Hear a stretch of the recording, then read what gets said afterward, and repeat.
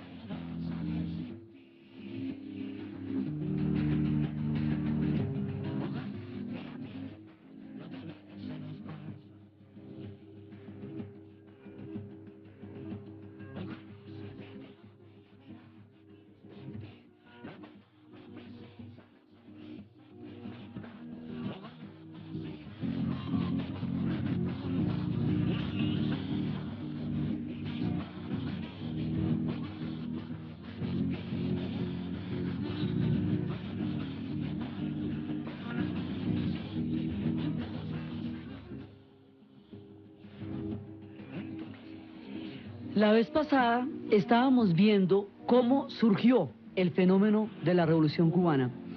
Los análisis posteriores que se hacen, es decir, los análisis que se están haciendo actualmente, dividen esta revolución en tres periodos. Un periodo romántico, que fue el que vimos que va desde el momento en que ellos se toman el poder hasta 1968. Más o menos, digamos, hasta la entrada de las tropas soviéticas a Checoslovaquia. Más o menos es la primera parte. Un periodo que ellos llaman dogmático, que es el que lo llaman dogmático porque cuando se apartan de él dicen que se van a apartar del dogmatismo de la Unión Soviética. Entonces por eso lo llaman dogmático, que va a durar desde 1968 hasta el momento en que cae la Unión Soviética, hasta los 90s. Y otro periodo que es el que actualmente se vive, que se conoce con el nombre de el periodo especial. Así es, digamos, como ellos dividen lo que hasta ahora van recontando de su propia revolución, de su proceso. Este proceso tiene 45 años hasta el momento, va a cumplir 45 años, en este año va a cumplir, está a punto de cumplir 45 años. Entonces resulta que la vez pasada habíamos visto todas las circunstancias históricas que confluyeron para que fuera posible este proceso. Y habíamos visto cómo le metieron toda la mecha a la zafra y se metieron con alma, vida y sombrero literalmente a sacar esa zafra adelante, con el voluntarismo, con la idea de que el esfuerzo y la unión de todos haría posible crear los topes de producción necesarios para que tuviera una relativa autonomía a nivel económico en la isla. Pero eso no se logró, y eso no se va a lograr porque resulta que en ese momento no existen las condiciones de infraestructura para que todo ese esfuerzo gigantesco que se hace a nivel de cortar la zafra se traduzca en que eso se pueda moler, en que se vaya para los trapiches, que se convierta en azúcar y que saquen las cuotas de producción que necesitaban. Entonces, al no verse suficientemente recompensado este esfuerzo con el resultado que esperaban, poco a poco van a quedar cada vez más y más comprometidos con la economía de la Unión Soviética. Cada vez más, porque la bipolaridad de la Guerra Fría hace que si usted se independiza del uno, se mete en brazos del otro, cualquiera de los dos que sea. Entonces el proceso de autonomía frente a los Estados Unidos los va a llevar a los brazos de la Unión Soviética y un intento por tratar de no ser tan, digamos, de tener cierta autonomía, en ese momento no se puede lograr. Entonces su destino queda ligado al destino de la Unión Soviética. ¿Eso qué significa? Significa que lo que la Unión Soviética diga, Cuba lo va a tener que hacer, y que el modelo va a ser un modelo, digamos, copiado de la Unión Soviética, es decir, y particularmente de la experiencia búlgara, que es una de las experiencias más curiosas de todas las muchas experiencias del socialismo. Entonces el socialismo como bloque Algunos lo llaman el socialismo real, porque fue el único que, el que ha existido hasta el momento, se convierte en una, digamos, como en un engranaje que va armando la Unión Soviética y se va metiendo con toda la Europa oriental. Entonces se va metiendo con Polonia, con Hungría, con Checoslovaquia, con Bulgaria, con Rumania, todo lo que era la Europa Oriental, que fue lo que quedó bajo la órbita soviética en las conferencias de Yalta y Potsdam, y remachado, totalmente remachado en 1948, cuando la Unión Soviética cambió muchos de los gobiernos que en ese momento había en esos países por gobiernos prosoviéticos de partido único, de regímenes comunistas, de experimentos de socialismo creados desde arriba, socialismo de Estado, porque eran impuestos por la Unión Soviética. El único que no fue un socialismo de Estado fue el de Yugoslavia, que vino desde abajo, pero se independizó de ella, que fue el caso de Tito, un caso totalmente atípico. Entonces, ese engranaje que estaba montado ahí desde Yalta y remachado con el 48, va a alcanzar por la vía de todos los avatares de la historia a nuestra isla de Cuba en el Caribe. Entonces la isla de Cuba en el Caribe queda como una prolongación histórica de ese bloque económico, político, ideológico, de toda esa composición del mundo. Cuba va a quedar parte a las mismas 90 millas de Miami. Entonces, pues eso significa que ella va a tener que hacer lo que toque hacer, porque, a ver, entonces, a partir del momento en que Cuba queda inscrita dentro del eje gravitacional de la Unión Soviética, la Unión Soviética va a empezar a subsidiarla. Va a empezar a existir una economía de subsidio. Una economía de subsidio significa que le van a dar precios que son precios políticos, es decir, precios favorables, para que la economía cubana se mantenga, porque es mucho más importante para la Unión Soviética la presencia ideológica, militar y política en Cuba a las mismas 90 millas de Miami, que lo que le pueda costar en inversión el subsidiar la economía cubana. Entonces, eso quiere decir que le cambian el azúcar por petróleo, que le van a cambiar los productos a Cuba por un precio que no es el que vale en el mercado, sino es el valor que tiene para la Unión Soviética utilizar a Cuba como punta de lanza frente a los Estados Unidos a 90 millas de Miami. Después de la crisis de los misiles, Cuba se convirtió en un punto álgido de la Guerra Fría, como Berlín, como Corea del Norte, como Taiwán, es decir, esos punticos donde la Guerra Fría puede estallar y donde es mejor no meterse. Con el tratado Khrushchev-Kennedy, pues quedamos en que no la van a invadir porque esas fueron las condiciones para retirar los misiles. Mientras retiraban los misiles y todo eso, sí se vendieron fortunas en refugios antinucleares en Estados Unidos, porque un negocio buenísimo es el miedo y la inseguridad. Entonces, con eso se hacían cualquier cantidad de refugios antinucleares recubiertos de plomo, con el cuento de la crisis de los misiles. Pero finalmente la crisis de los misiles deja a Cuba convertida en un punto candente de la Guerra Fría, candente, y la mete muy profundamente dentro de la órbita soviética, porque fíjese que cuando retiraron los misiles de ahí, pues ni siquiera le consultaron a Fidel Castro, se lo retiraron lo mismo que se los pusieron. Entonces ya quedó claro. Entonces la presencia soviética en la historia de Cuba, pues va a ser total y definitiva, tanto que el día que se caiga la Unión Soviética, a Cuba se la va a llevar el que la trajo, y eso es lo que se llama el periodo especial, porque si dependía completamente de la otra economía y se cae la nave madre, pues las navecitas nodrizas se caen con ella.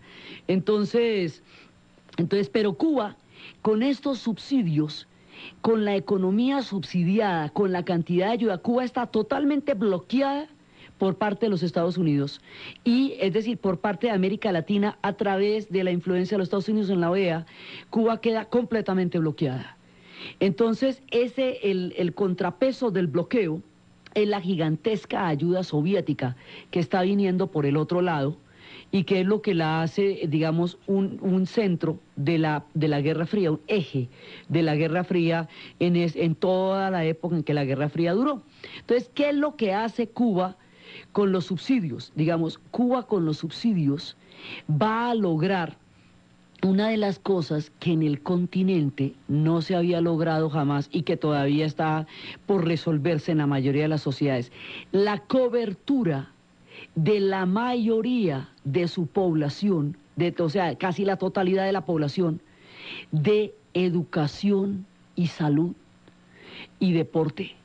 Entonces, a partir de ese momento, realmente los cubanos empiezan a leer, a escribir, a tener un muy buen nivel de educación, a tener un muy buen nivel de salud, una salud estatal, gratuita y un desarrollo de la medicina que aún aguanta con todo y las dificultades que han venido atravesando en todo lo que se llama el periodo especial. Se construyó un sólido sistema de salud, ejemplo para el continente, y un sistema de educación muy cimentado que les dio al pueblo el convertirlos en un pueblo letrado, en un pueblo instruido, altamente capacitado, y un sistema deportivo que los convirtió en los que ganaban todas las medallas de oro y todas las medallas de plata en todas en las contiendas regionales, en los Panamericanos. Entonces empiezan las figuras como Santorena, como Aurelia Pentón, como todos los grandes atletas cubanos, boxeadores cubanos, y se vuelven imbatibles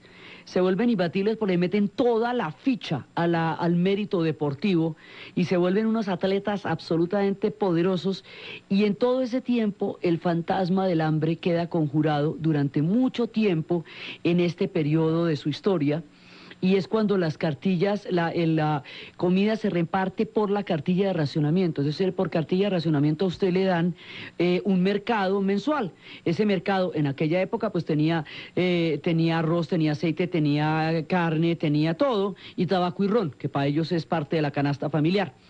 Entonces, hubo un momento en que la vida era austera, el nivel de consumo era bajito, digamos, era una vida modesta, sencilla, sin ningún tipo de lujos, sin artículos de consumo, sin mayores artículos de consumo, pero la misma para todo el mundo.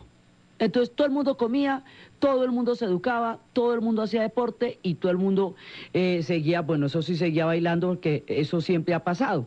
Entonces digamos, el lograr las necesidades básicas de una población que ha carecido durante tanto tiempo de ella, es lo que le va a dar todo el brillo y el orgullo a la revolución, por un lado, y por el otro lado, la integración de lo que va a ser una población que estaba completamente segregada, porque los conflictos entre los negros, los mulatos, los blancos, los jabaos, van a ser grandísimos en toda la historia de Cuba. Acuérdense que en la misma independencia no se han puesto de acuerdo para la foto. Los blancos no sabían si realmente se querían independizar de España, o si querían y que hacen una nación con los negros y los mulatos o no, y el ejército era mulato, ¿se acuerdan?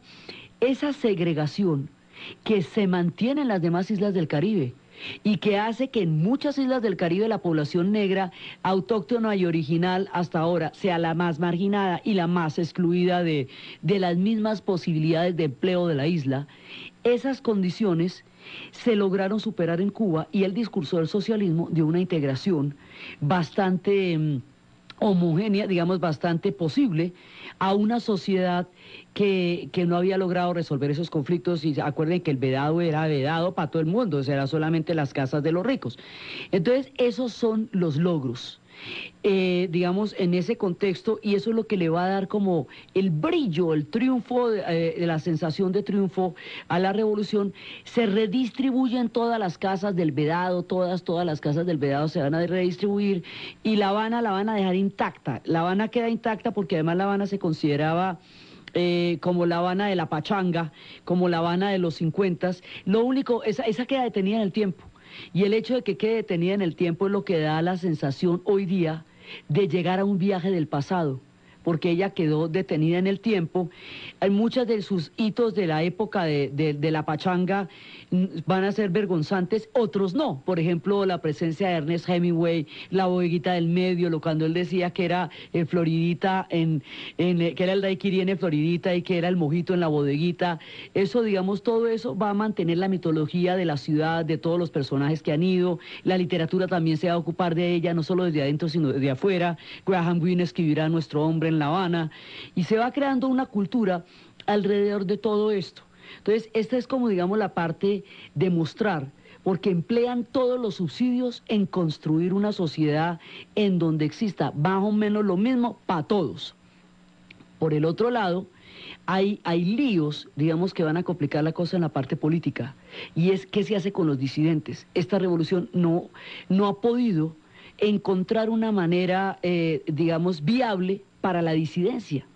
Entonces, el caso Padilla va a apartar un problema político muy serio, porque cuando empiezan a criticar la revolución, en el momento en que coge el viraje soviético, lo que hacen es encarcelar a los disidentes, los meten a la cárcel, y la lista de escritores, intelectuales y poetas que han sufrido persecuciones terribles no se acaba en la actualidad, donde todavía los condenan a 20 años por criticar el régimen. Entonces, casos como el de Reinaldo Arenas son de los más dolorosos. El caso Padilla fue el primero, porque en torno al caso Padilla se dividen los intelectuales. Padilla es un escritor que critica el régimen y por eso le van a meter una sentencia carcelaria enorme. Entonces, ahí hay un problema entre los intelectuales que siguen apoyando la revolución cubana a pesar de la represión sobre los escritores, los hombres de letras, la crítica y cualquier tipo de disidencia a la revolución, y los intelectuales que por esa circunstancia se aparten de un apoyo incondicional a la revolución soviética, a la revolución cubana, y eso divide a los intelectuales y los escritores de América Latina en el momento en que en América Latina se está presentando el boom latinoamericano y toda la gran novela está dándonos a conocer en el continente. Entonces, el caso Padilla nos da, digamos, nos señala un problema no resuelto. No resuelto entonces, no resuelto ahora, y que se fue agravando, porque de eso hay unos testimonios muy complicados. Entonces, el problema político de no poder lidiar con ningún tipo de disidencia, y es porque eso es como la vuelta del bobo. La disidencia es por el enfoque, muchas veces la disidencia es por el enfoque muy soviético, y en el esquema soviético no hay disidencia, y en este tampoco. Entonces, en 1968, cuando la Unión Soviética mete los tanques en Checoslovaquia y aplasta un experimento que se conocería con el nombre socialismo con rostro humano, que era el experimento de Praga, lo que decía era lo siguiente: usted no puede poner a la gente en la disyuntiva de que o come o piensa, porque es muy tenaz. Entonces, o usted tiene toda la libertad para pensar lo que se le dé la gana y decirlo cuando quiera y hablar como le provoque y morirse de hambre de manera natural, como pasa en los países capitalistas, donde todo el mundo puede hablar, pero las condiciones de desigualdad son espantosas y hay gente que se muere de hambre y no todo el mundo tiene acceso a las necesidades básicas de la población. O usted tiene todo eso garantizado, pero calladita la boca. Entonces, la Primavera de Praga lo que intentó hacer era un punto intermedio que dijera: no, un momentico, partamos la diferencia. Es que la libertad de expresión, la posibilidad de disidencia no tiene por qué ser antagónica a un bienestar económico para la población. Las dos cosas deberían complementarse. Las fuerzas de seguridad, la policía debía hacer un servicio para bajar a los gaticos de los árboles y no un grupo de seguridad tan miedoso como llegaría a ser. La prensa debería ser un órgano de información y no un órgano de propaganda. Hay una serie de puntos para tomarse el experimento del socialismo con sus propias manos y construirlo a lo checo. Eso fue lo que intentaron hacer en Checoslovaquia, y eso fue la reforma, la gran reforma del socialismo hecho por socialistas que creían en el socialismo. Cuando los checos están haciendo su experimento, en ese momento los tanques de la Unión Soviética van a entrar y van a aplastar el experimento, y es cuando se reúnen todos en la plaza de San Wenceslao bajo la consigna del momento en que vaya a sonar el himno, y es cuando Havel y todos los intelectuales de la época y Dubček van a estar en la plaza, y Alexander Dubček, que es el hombre de la primavera, y es en el momento en que un estudiante que se llama Jan Polak se prende fuego en la plaza, en la mitad de la plaza de San Wenceslao, en símbolo de protesta por lo que está pasando. El momento en que la Unión Soviética aplasta el experimento de la Primavera de Praga Es muy grave porque es la imposibilidad del socialismo de reformarse desde adentro. Ya habían aplastado a los húngaros en el 56 y a los berlineses en el 53. Pero este experimento, que era tan democrático, que es el que va a marcar la vida de Milan Kundera y todas sus obras, y de Milos Forman, que sale de ahí, todo eso, este experimento, al acabarlo la Unión Soviética, se acaba de una vez la posibilidad de reformarse a sí misma. Y por eso cuando ya después caiga y pasen todas las cosas, cuando ya el socialismo se derrumbe y todo, y Alexander Dubček salga de la cárcel 25 años después, dirá que esa mañana Gorbachov había dicho por la radio que la perestroika era el socialismo con rostro humano. Es decir, se la pillaron 25 años más tarde, cuando una generación había sacrificado toda su vida por eso, y ahí ya no había vuelta de hoja. El tiempo y el lugar era Praga. Entonces, en el momento en que la Unión Soviética hace eso, Cuba apoya a la Unión Soviética contra la primavera de Praga. Y entra en la misma dinámica ella también, es decir, ratifica, por un lado, la imposibilidad de disidencia y por el otro lado tampoco tenía mucha oportunidad porque ha quedado inscrita de una manera compleja y total en el mundo de la Unión Soviética.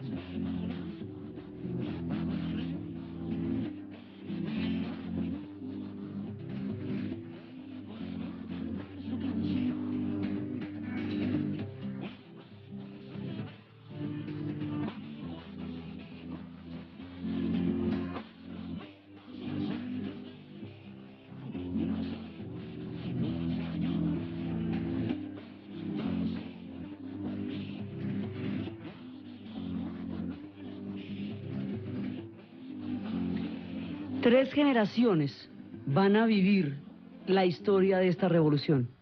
Una generación que fue la que la hizo. Esa generación tiene en este momento entre 60 y 70 y 80 años. Porque además ellos eran pollos cuando llegaron en ese momento a la toma del poder.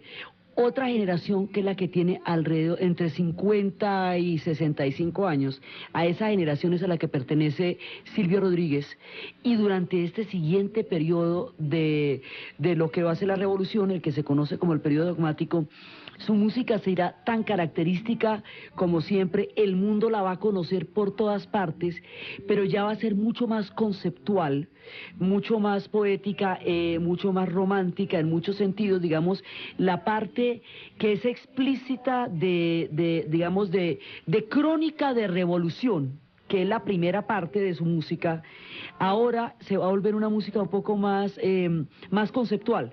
Se habla de muchas otras cosas, se habla de las relaciones, se habla del amor, se habla de los sueños, se habla de muchas otras cosas, y eso va a hacer también que sí, tenga tanta influencia en el continente, porque tomó muchísimos rumbos su música. Entonces, con las circunstancias de la Guerra Fría y con las circunstancias de lo que va pasando adentro, continúa el rumbo de este proceso histórico, y eso es lo que vamos a ver después de la pausa.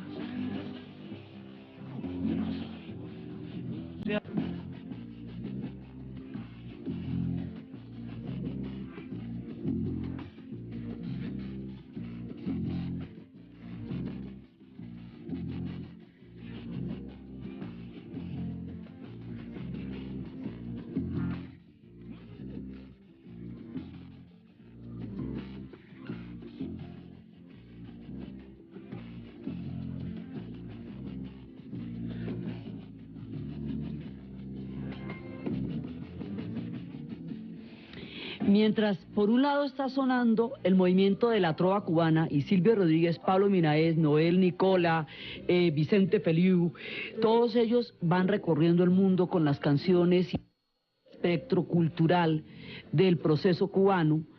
También como respuesta a lo que está pasando en el fenómeno de la salsa de Miami y de Nueva York, como respuesta a Celia Cruz y como respuesta a todo el movimiento de son cubano que se está dando por fuera, se va a dar un movimiento que se llama El Son No Se Fue de Cuba. Y eso va a tener, digamos, como grupos a Iraquere, que es el que estamos escuchando en este momento, la original de Manzanillo, la Orquesta Aragón, más adelante NG La Banda, o sea, una cantidad de soneros, Septeto Nacional que se quedan, la charanga banera que se va a quedar, digamos, de los que se van quedando, Celina que se queda, ya sin Reutilio va a morir, Celina. Entonces, con la gente que se queda van a conformar un movimiento que se llama El Son No Se Fue de Cuba, del cual Iraquere es uno de los integrantes, además no solamente por su movimiento en la salsa, sino porque también ellos van a incursionar muchísimo en el jazz y van a ser de los grupos más representativos, junto con los Bambán, de lo que va a ser toda esta, cómo siguió la pachanga en Cuba, mejor dicho. Pues siguió con Iraquere, con Manzanillo, eso no se les acabó allá. Y por el otro lado, en Miami, pues con Celia Cruz y con todo el combo que va a conformar la Fania, la música la llevan ellos, donde quiera que estén, se queden o se muevan, la tienen en la sangre. Entonces, mientras tanto, se va formando qué va a pasar con Cuba en toda esta época. Entonces, en toda esta época se va formando, por un lado, toda esta cantidad, digamos, de transformaciones a nivel profundo de lo que son las estructuras sociales de Cuba, porque va a permitir oportunidades que de otra manera nunca se hubieran podido dar. Para la mayoría de la población no lo hubieran podido vivir, y esto lo está viviendo la generación intermedia, que es la que, digamos, la que está construyendo cotidianamente este proceso. Por el otro lado también se va montando la copia del modelo búlgaro y la copia del modelo soviético, va montando unos comités para la vigilancia de la revolución de la cuadra, CBR. Ese CBR es el que está instalado en cada uno de los edificios, de cada una de las cuadras de Cuba, y eso va a hacer que el nivel de control social sea enorme, enorme, de la misma manera que en la Alemania Oriental existía la Stasi y aquellos que de una u otra forma estaban vinculados a la Stasi por la vía de información, de la misma manera que en la Unión Soviética va a existir una nomenclatura que es la encargada, unos comisarios del pueblo que son los encargados de andar vigilando quién hace y quién no hace, quién dice y quién no dice. De la misma manera el CBR va a hacer lo suyo en Cuba. Son grandes movimientos de control social que además le dan oficio a un montón de gente, porque es que hay que ponerle camello a todo el mundo aquí, del que sea. Entonces uno rema y los demás lo vigilan remando. Entonces, para poder, digamos, sistematizar este nivel de control social tan bravo que van a tener, se inventan un documento que es casi una cosa increíble, que se llama la cédula, el carnet de identidad de los cubanos. El carnet de identidad de los cubanos es una cosa que ellos tienen que tener hasta muertos. Es una cosa impresionante porque los pueden registrar a cualquier hora. Debe constar de lo siguiente. Entonces viene a constar de nombre, apellido, lugar de nacimiento, número de identidad, oficina que le entregó el carnet, foto del titular, estado civil, oficina del registro, municipio, provincia, día, mes, año, apellido del cónyuge o los cónyuges. Dan 4 lugares para los cónyuges, después les explicamos por qué, cómo van las relaciones por allá.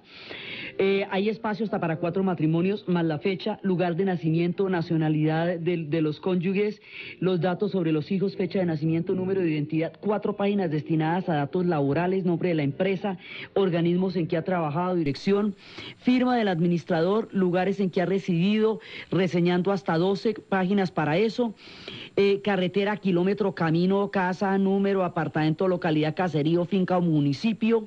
También hay otras 5 páginas en blanco para anotaciones especiales. Las anotaciones especiales son terribles porque cualquiera que los organismos de seguridad reseñan ahí, cualquier tipo de antecedente, y eso usted lo lleva encima a toda hora. Entonces eso se tiene que donar en caso de fallecimiento.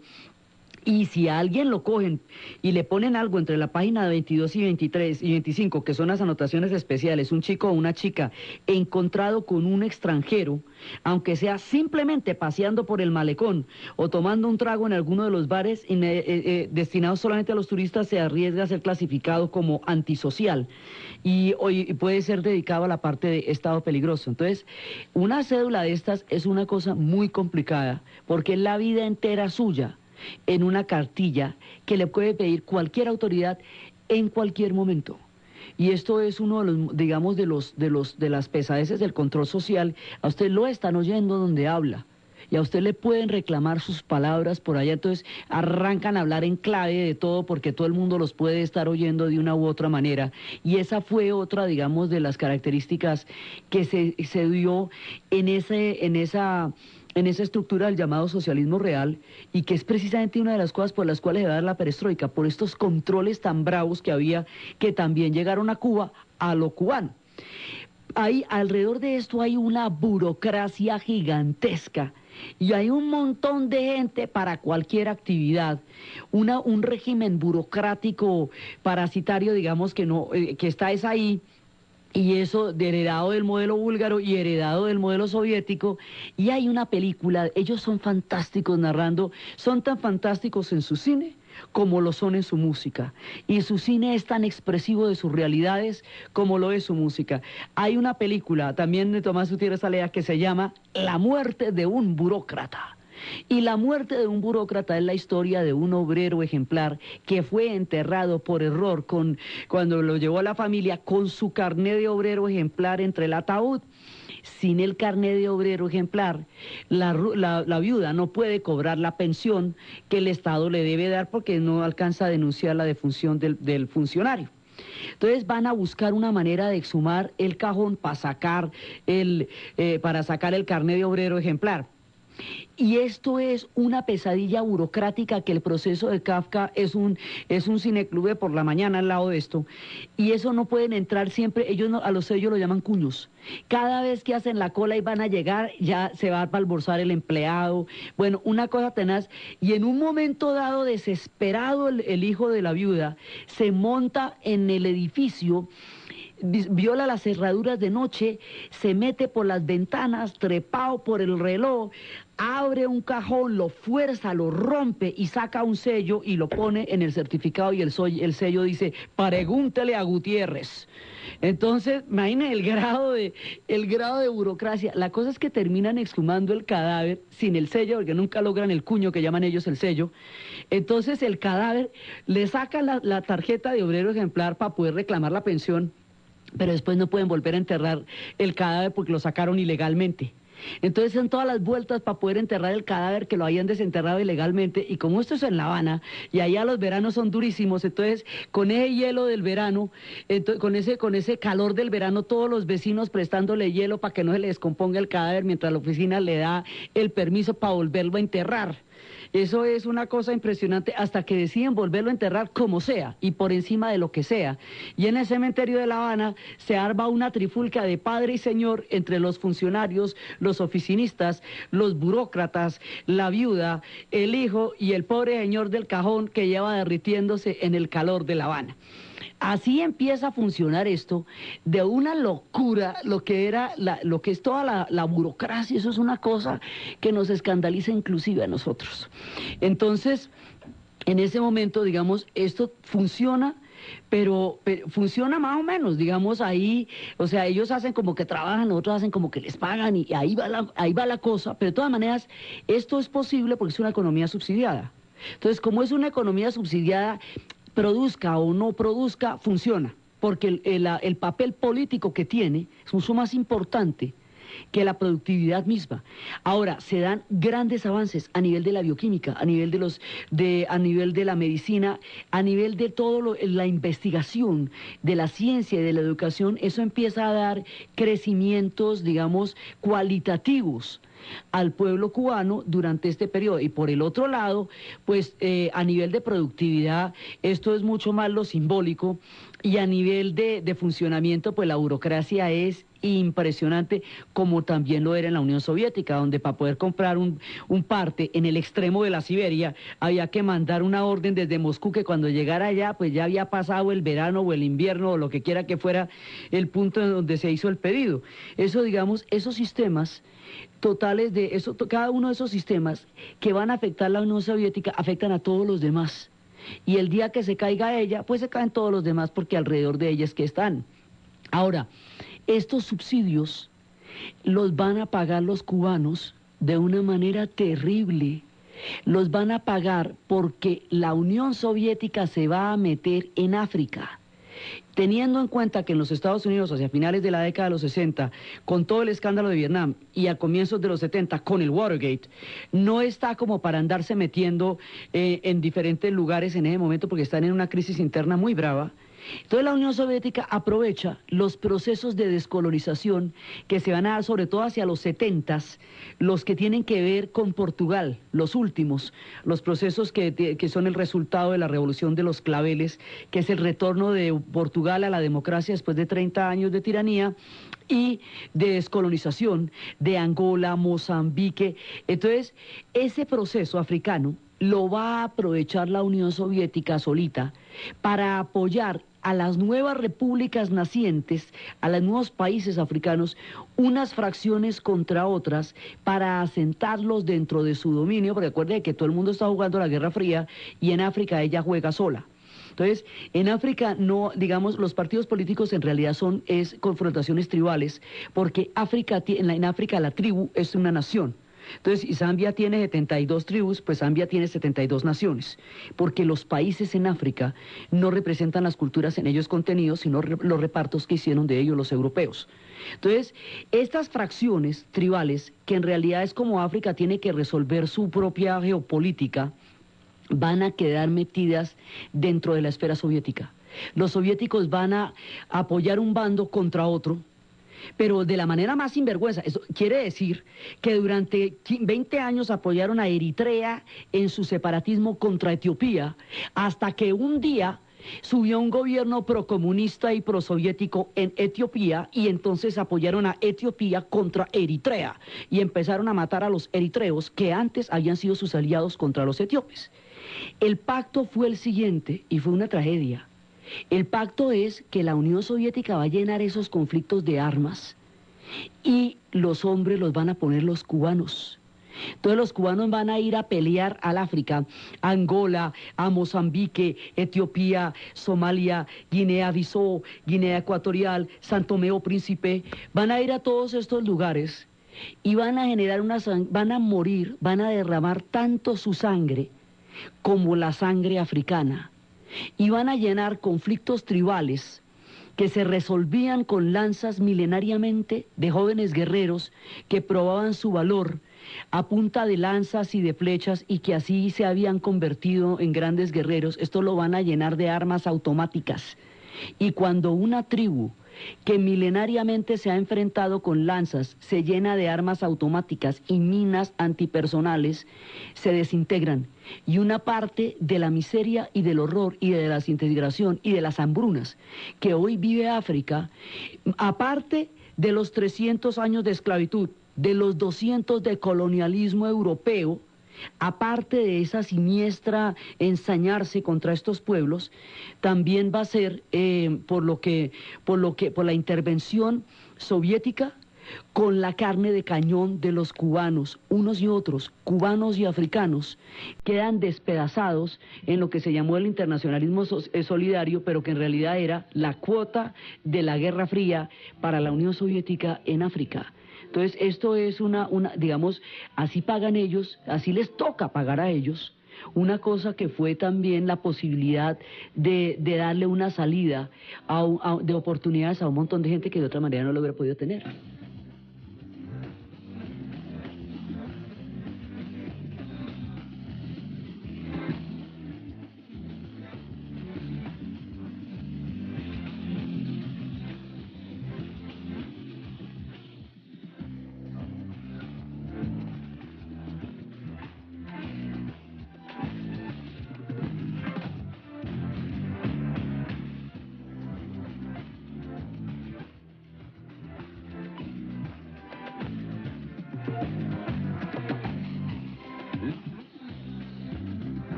Simultáneamente, mientras están dando todas estas sangrías en África, de lo que nadie habla y de lo que nadie dice, y para eso no hay canciones, y nadie cuenta esas historias, y esta gente la devolvieron en el 91, con un montón de historias tristes que todavía estamos lejísimos de saber.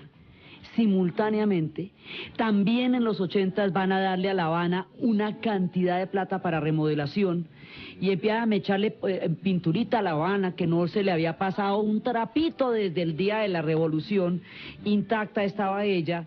Entonces también hay un sentido de construcción de La Habana, y La Habana se crece durante todo este proceso, porque La Habana considera que, La Habana es el epicentro de todas maneras de todo este proceso, y todo el mundo se va pasando para La Habana.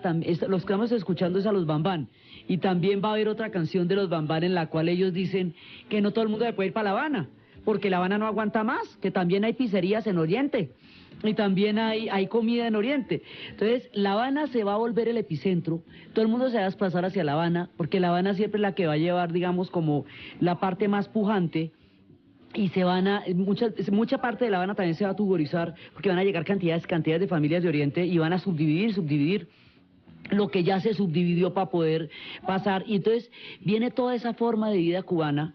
Todos viven en La Habana, la mayoría viven en La Habana, y nadie puede cambiar de casa ni irse. Entonces viven generaciones y generaciones allá, y todos se tienen que aguantar entre todos, y muchas veces se separan pero siguen viviendo juntos, porque ¿para dónde cogen? Entonces empiezan todas las historias de la vida cotidiana en La Habana, y lo que más piedra les daba con los orientales es que invadían masivamente La Habana para vivir en ella, pero decían que la ciudad más importante y más bonita de Cuba era Santiago, y entonces eso sí los mataba. Todo el conflicto entre habaneros y santiagueños, que siempre ha sido de nunca acabar. Se va creando todo un mundo totalmente paradójico y contradictorio, lleno de logros, de fe, de optimismo, de errores históricos, de fuerzas de la Guerra Fría que caen encima, de control social, de sangre africana, de rabia contra los disidentes, mejor dicho, de todo. Es muy contradictorio este proceso, y por eso tiene muchísimas maneras de mirarse. Una válvula de escape, cada vez que este proceso se ponía muy duro, había una válvula de escape. Una válvula de escape va a ser el Mariel, puerto por el cual va a salir un montón de gente en los 80s para Miami, muchos de ellos sacados de las cárceles, otros como Reinaldo Arenas, simplemente disidentes que tuvieron que ser forzados a firmar papeles en los cuales ellos quedaban criminalizados para poder salir estigmatizados de Cuba. Se les conoció como Marielitos. Y es digamos, el primer síntoma de una cosa que mucho más adelante sería un movimiento gigantesco, que serían ya mucho más adelante los balseros. Entonces, la manera como Cuba está ligada a su propia cultura, a su vida cotidiana, y la manera como está ligada a la Unión Soviética, y lo que le pase en el momento en que se cae la Unión Soviética y llegue el periodo especial, y todas las vicisitudes de un pueblo tan complejo y de un proceso tan lleno de matices como este de la Revolución Cubana, es lo que vamos a ver en el siguiente programa.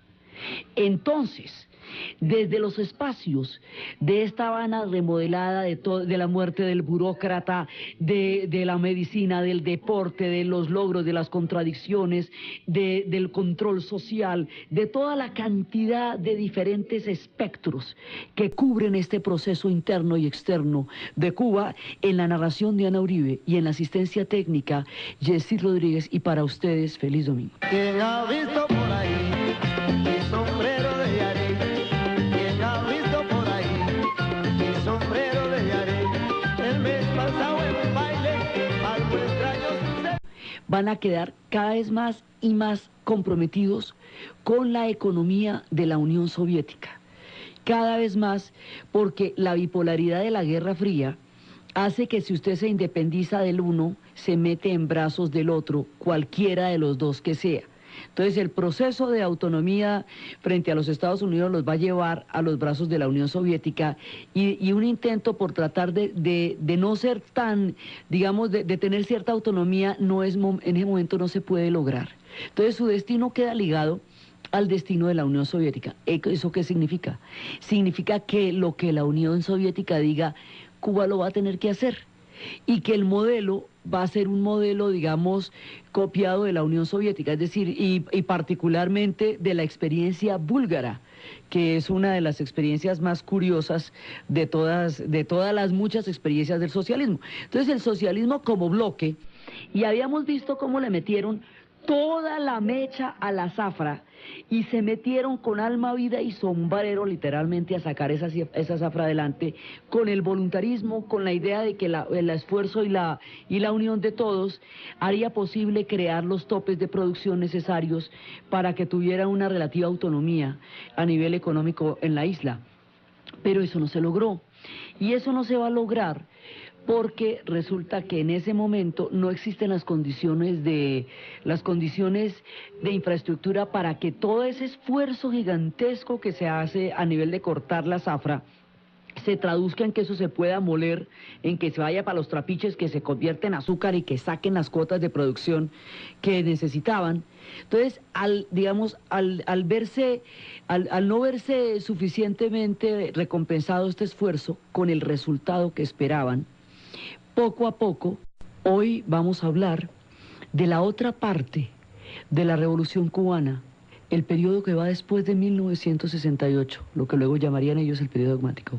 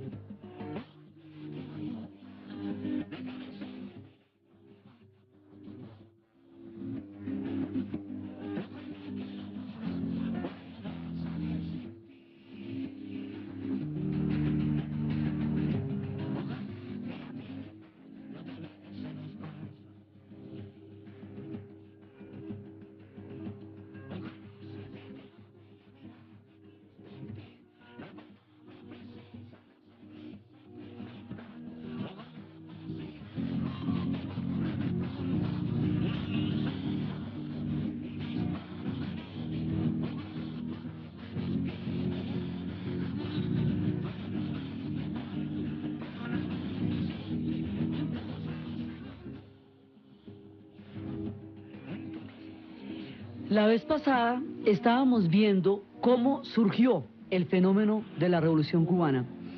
Los análisis posteriores que se hacen, es decir, los análisis que se están haciendo actualmente, dividen esta revolución en tres periodos.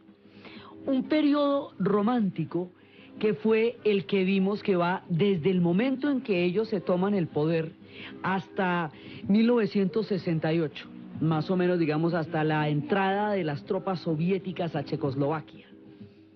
Más o menos es la primera parte.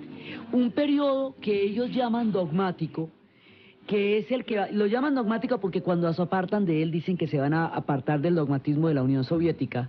Entonces por eso lo llaman dogmático, que va a durar desde 1968 hasta el momento en que cae la Unión Soviética, hasta los 90s.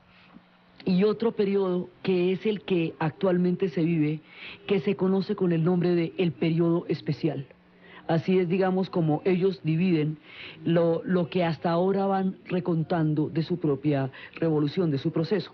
Este proceso tiene 45 años hasta el momento, va a cumplir 45 años, en este año va a cumplir, está a punto de cumplir 45 años. Entonces resulta que la vez pasada habíamos visto todas las circunstancias históricas que confluyeron para que fuera posible este proceso.